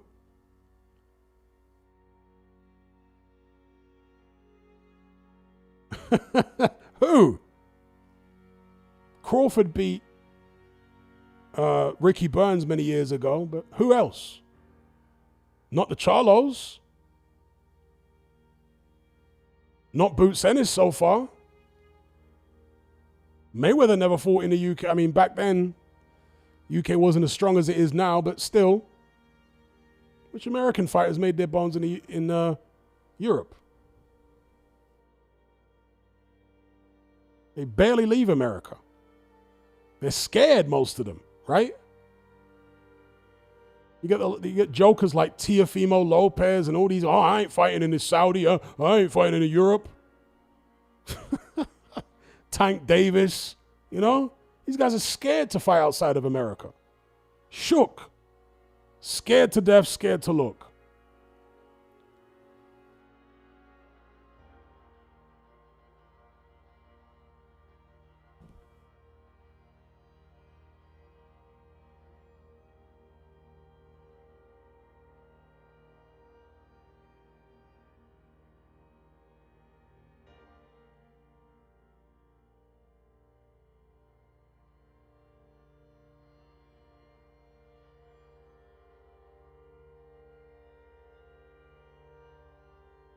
Someone mentioning Winky Wright in the 90s. Yeah, I'm talking about the current crop. Not guys, because back in the 90s, America was the epicenter of boxing. Back in the 90s, you could legitimately say that to prove yourself, you need to do it in America because they had the best fighters then. But it's not like that now. Things have changed.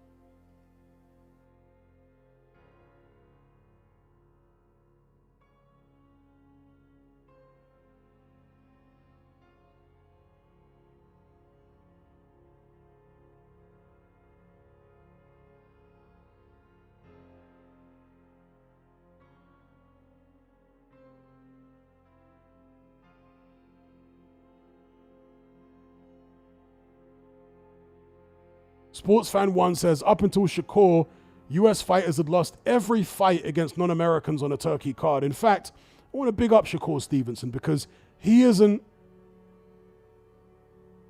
breaks the mold of the modern US fighter that's diva-ish and scared to leave America and all this kind of stuff. And look what Tank Davis was saying about Shakur when he fought in Saudi. He was criticizing him for, oh, look what he's doing. He's bowing down. No. He's not shook to get out of his comfort zone, Tank. Yeah? Shakur's actually a proper fighter. Not shook to get out of his comfort zone.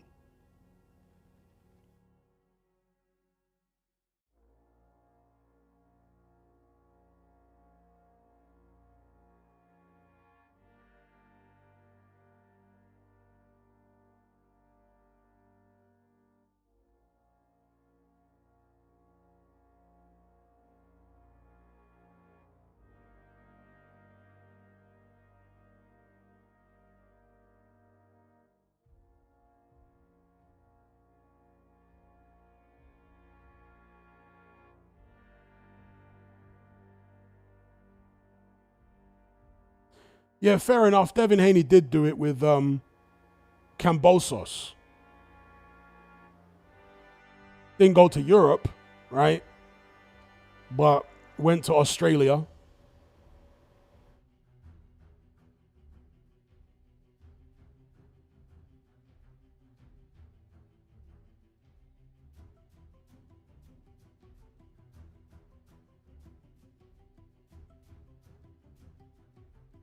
Paul says, is Moses fighting Franklin in America or the UK? I'm not sure, actually. I think it's in the UK. Let me check. I think it's in the UK. Well, don't quote me. I'm just going to check BoxRec now.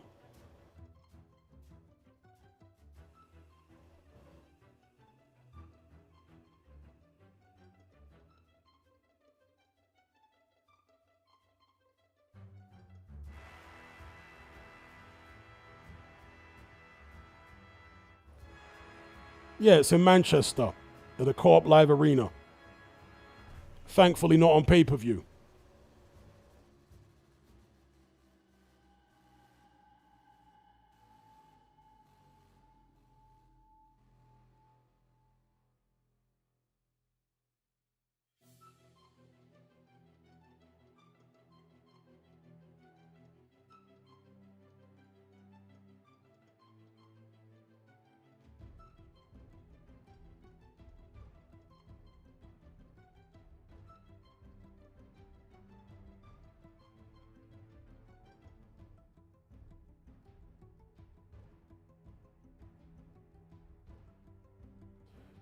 Someone says Tank did fight in the UK. Yeah, ironically, it was against Pedraza, wasn't it? So it wasn't against the European fighter. But yeah, fair enough, he did. But many years ago, and he's refused to come out of his comfort zone since, he won't partake in the Riyadh season cards because he knows he'll be match tough. Yeah? Tank has flat out refused to partake in Riyadh season cards because he knows he'll be match tough.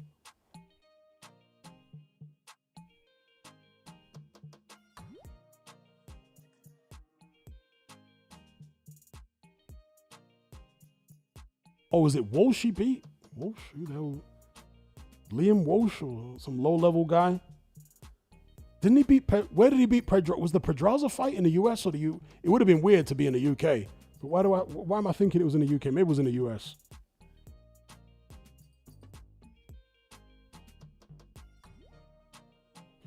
Triple R says Thompson beat David Price. But again, that's way back in the days. I'm talking about the current crop, not back in the days fights. I'm talking about like the current zeitgeist in American boxing is insular. Nobody wants to go anywhere, fight anywhere. I'm not talking about back in the days fights.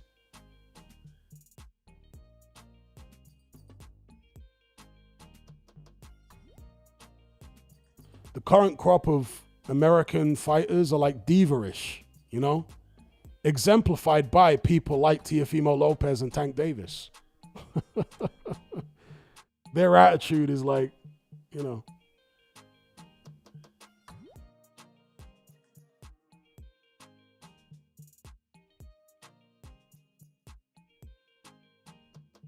Funny Jesus, Hatman AJ lost to Ruiz in New York.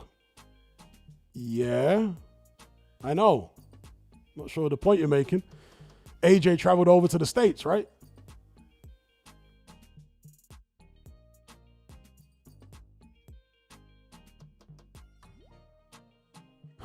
Queen Garcia.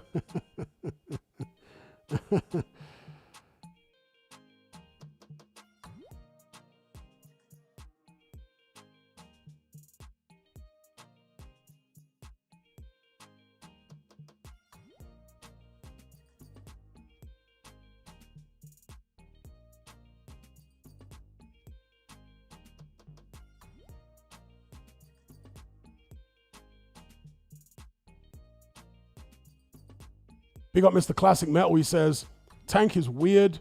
He dances like a girl in his underwear, paints his nails, carries a purse, wears pink fluffy coats, and has an effeminate vibe.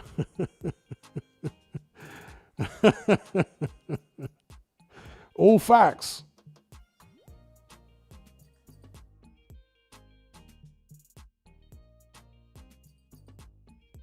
Yeah, he's zesty.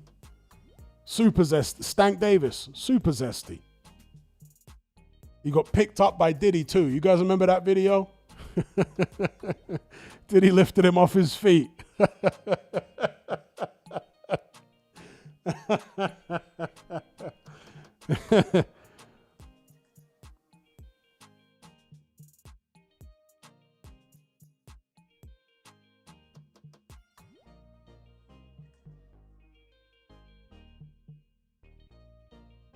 Indeed, Kylie summed it up there. The four kings of this era turned out to be queens.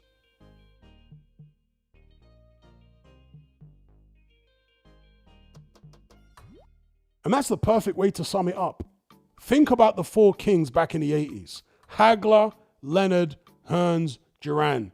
Compare those guys, their attitude and everything, to the supposed four kings of this era. Haney, Tio, Tank Davis, Ryan Garcia. It's night and day.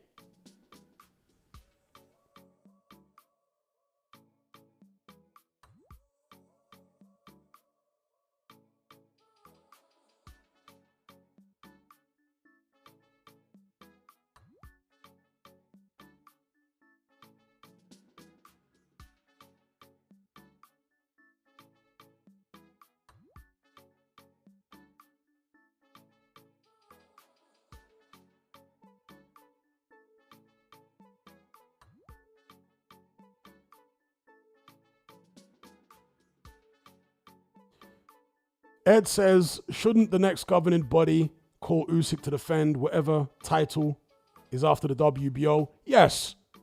So that should be the WBC, I think. Yeah, it should be the WBC. Or might it be the WBA? Because Fabio Wardley is WBO champion now. Is he still WBA interim?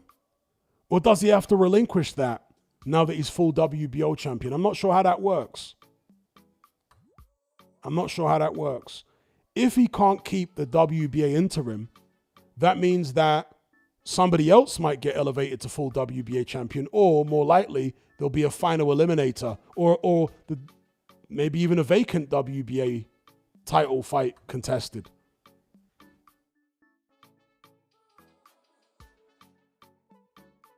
I don't support any football team, JS Gaming. I don't follow football. Big up Mr. Classic Metal. He says, imagine Diddy trying to pick up Duran. Yeah, that wouldn't happen.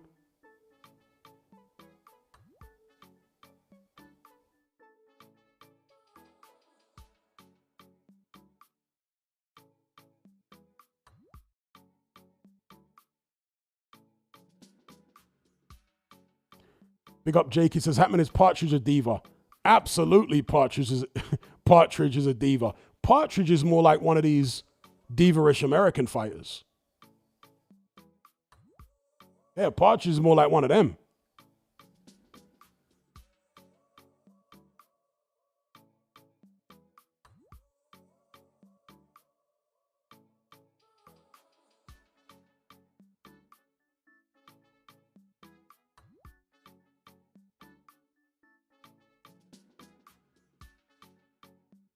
Yeah, I liked Jack Catterall's performance against Esserman. I forget who it was, but it was somebody in the boxing fraternity in Britain that was interviewed regarding Catterall's link up with Bozy Ennis, and they were basically dismissing any idea that there'll be any discernible difference in Jack Catterall's fighting style or his approach. But there was a big difference. You know what I mean? With just one camp with Bozy, we all noticed the difference. Catterall was throwing way more punches than we're used to seeing him throw. He was way more aggressive than normal.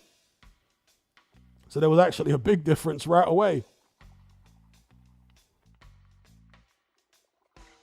And I liked it, you know. Catterall pieced up poor Echo Esserman, you know what I mean? Mashed him up differently. Put them hands on him.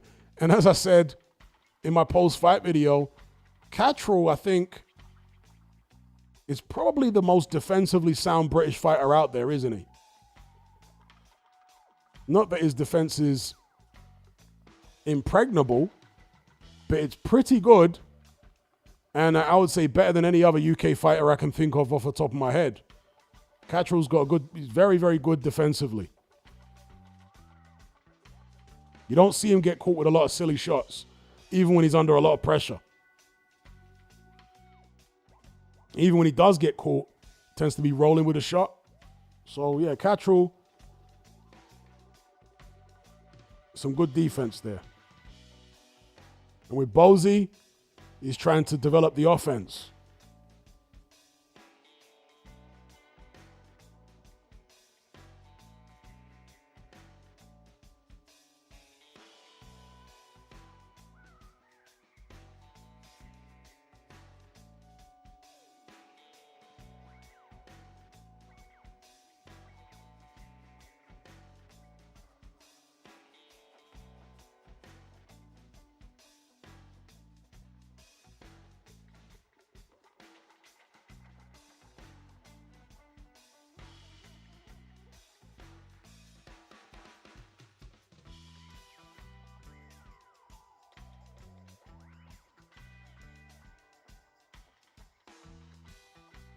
Someone says, surely Paul Joshua fight will be rigged to some degree. You think they have agreed to have a move about for 8 rounds?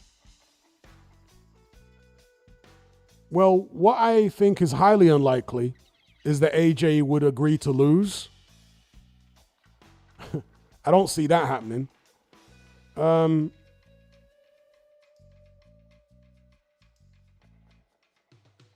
Yeah, I just don't think AJ would agree to lose to Jake Paul.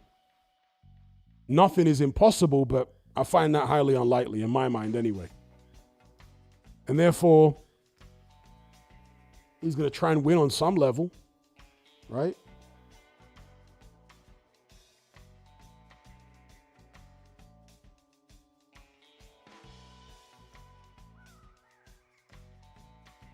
Yeah, they got 10-ounce gloves. The fight's on BoxRec.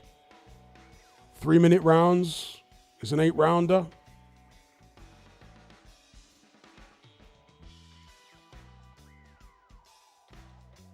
Ed Ellaby says, Adam Azim has an impeccable defense. Don't think Catterall has a better defense than Azim. I'm not sure if you're being sarcastic, but I totally disagree with that.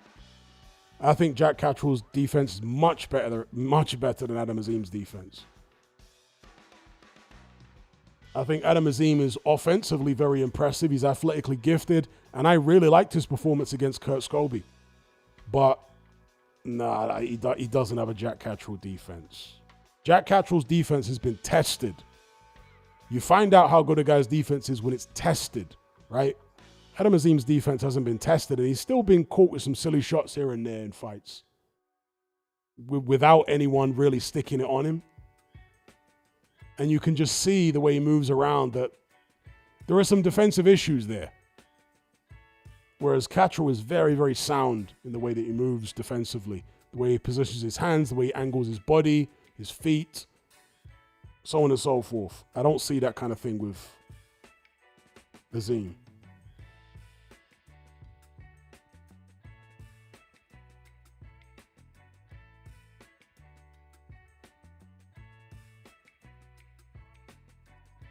But like I say, I do like Azim's offensive capabilities, both inside and outside.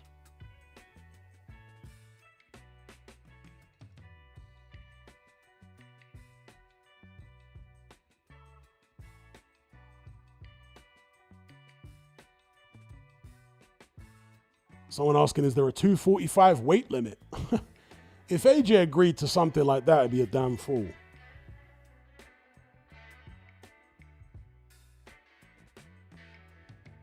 Especially given the relatively short notice for this fight. It's not something I've heard, but if it is there, you guys inform me about it, because I haven't heard that.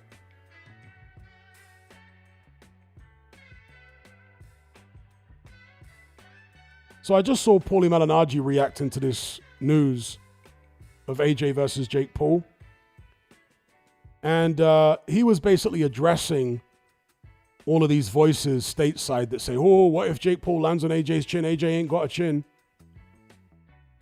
And Paulie was basically saying, whenever you hear people make that argument, it usually means that the guy who they're saying, what if he lands on the other guy's chin, doesn't have much of a chance. That's what it tends to imply. Oh, he doesn't have it. It's like, I remember when Lennox Lewis fought Mike Tyson back in the days. Yeah? And casuals, and Americans in particular, were saying, Lewis doesn't have a chin. Mike Tyson's the biggest puncher Lewis has fought. Therefore, Mike Tyson wins. Reducing a heavyweight fight at championship level down to one guy's apparently got a glass jaw and the other guy's a massive puncher, therefore the massive puncher wins, not taking into account the fact that Lennox Lewis had the height, reach, size, he was fresher, even though he was older.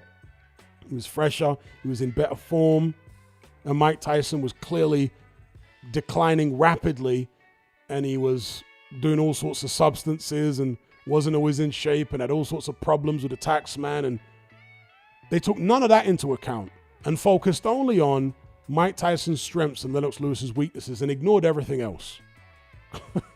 And that's what people are doing, the ones who think Jake Paul's got a real chance, and that's what they're doing with this fight. They're hyper-focusing on Anthony Joshua's perceived weaknesses. Oh, if Jake Paul hits his chin, like, Anthony Joshua's 6'6", he's got the best jab Jake Paul will have ever experienced in a pro fight by far. He hits harder than anyone Jake Paul's been in the ring with. He's more experienced than anyone Jake Paul's fought. More physically strong. He's got every punch in the book.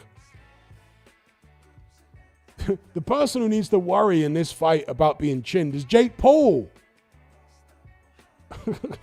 It's incredible that no one is concerned about Jake Paul's chin, right? What happens when he gets hit on the chin by AJ? But everyone's like, oh, you see, if AJ gets hit on the chin by Jake Paul, it's lights out. What happens when Jake Paul gets hit on the chin by AJ? And which do you think is more likely? Do you think it's more likely that Jake Paul lands on AJ's chin than AJ lands on Jake Paul's chin? How'd you figure that?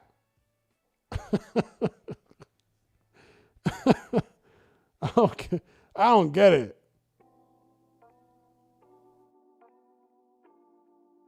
AJ's going to come out there, stick a big jab on Jake Paul. Right hands to the chest and to the belly. Jake Paul's going to be skittish as hell. I'm telling you, this fight is going to be very, very apparent early that it's a complete farce.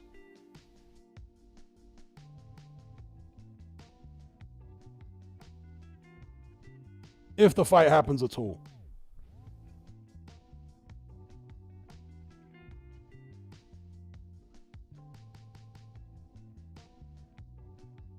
Oh, wow. Okay. Could this change things then? Oh dear. You know, AJ's a fool for agreeing to this then.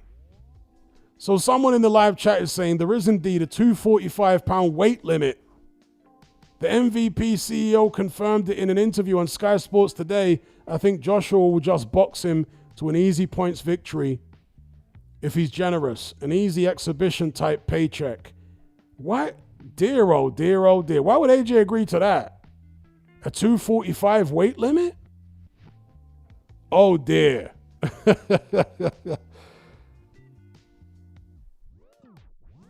Yeah, AJ's been in the 250s for the past few years. That seems a very foolish thing for AJ to do. He's been in the 250s for years now.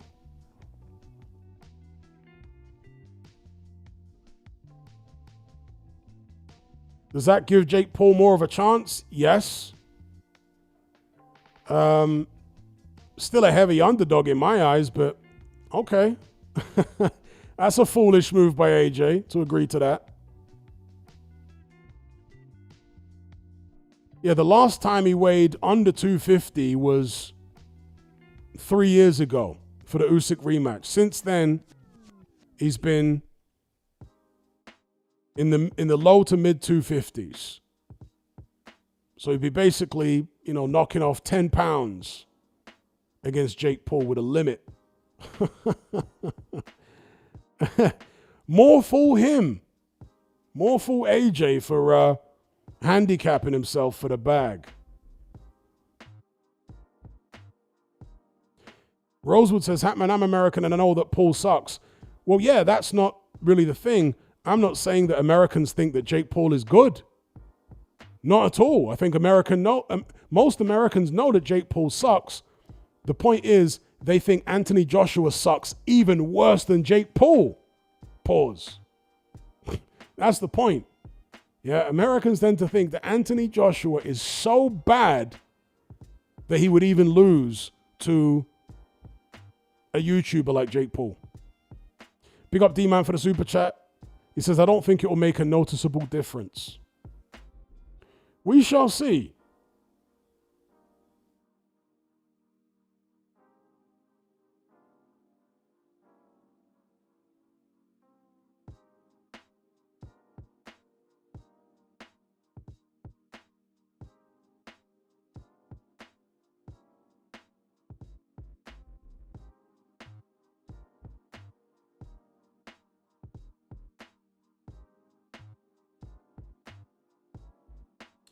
Chainsaw says, could losing that weight at short notice cause an issue? It might, but like I say, if it does, then AJ is a monumental idiot. Because he's got all the money you could ever need. Why would you compromise yourself in that way to fight Jake Paul? You know what I mean? It don't make any sense. So if AJ is weakened by having to make 245, he's a damn idiot.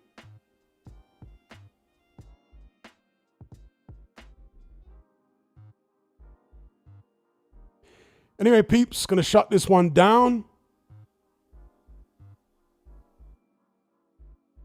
I'd like to thank each and every one of you for joining the conversation. A special shout out to those who donated via Super Chat. They were Mr. Luca, Kayvon Green, Atavistic Intellect, Matt Borgerson, Adam Folks, D-Man, Mr. Classic Metal, NGTS, Demswood, Joshua Hooker, AJ14, Jay Silva, D-Man. I think I said D-Man already, Mr. Classic Metal. Yeah. So special shout out to those who donated via Super Chat. Big up everybody else. Until next time, take care, be good. I'll catch you on the other side. I'm out.